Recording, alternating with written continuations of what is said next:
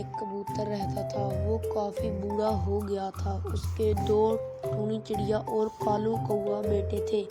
तीनों लकड़ी काट कर जीवन गुजारते थे। एक दिन कबूतर बीमार पड़ गया।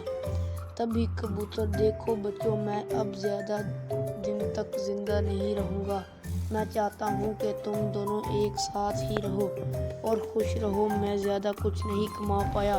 बेटा कालू, तुम बड़े हो। टूनी चिड़िया बहुत बोली है। उसकी देखभाल की जिम्मेदारी अब तुम्हारी है।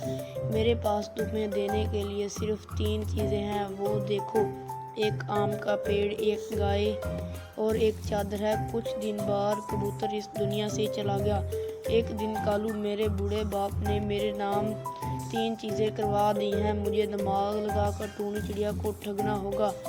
फिर वो टूनी चिड़िया के पास गया। टूनी चिड़िया, पिताजी ने जो 3 चीज़ें दी हैं उसे हम सही से बांट लेते हैं। तुम ऐसा करो, चादर तुम दिन में लेना और मैं रात को।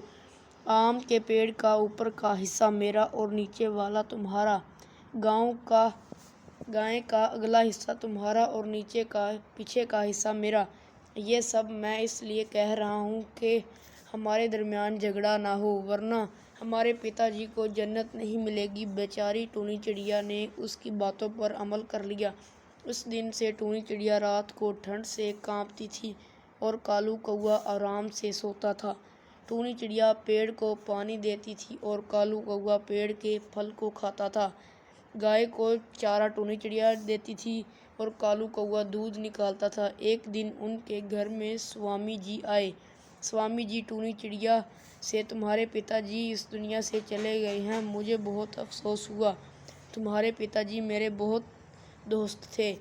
तुम कितनी भोली हो टूनी चिड़िया। तुम्हारा भाई तुम्हें कितना धोखा दे रहा है, जानती भी हो। और प्यार से उसे समझाया। उसके बाद क्या करना है उसके कान में बताया। अगले दिन टूनी चिड़िया चादर को पानी में भिगो कर सुखाती है।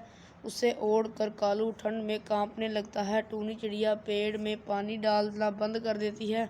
उसकी वजह से पेड़ में फल लगना बंद हो जाते हैं। गाय को चारा देना भी बंद कर दिया और गाय ने दूध देना बंद कर दिया। अब कालू सारी बात समझ में आ गई। इतने में स्वामी जी आए। क्यों कालू, अक्ल ठिकाने आई? तुम सगे भाई होकर टूनी चिड़िया को धोखा दे रहे हो, ये गलत है ना। ये देखकर तुम पिताजी को जन्नत क्या मिलेगी।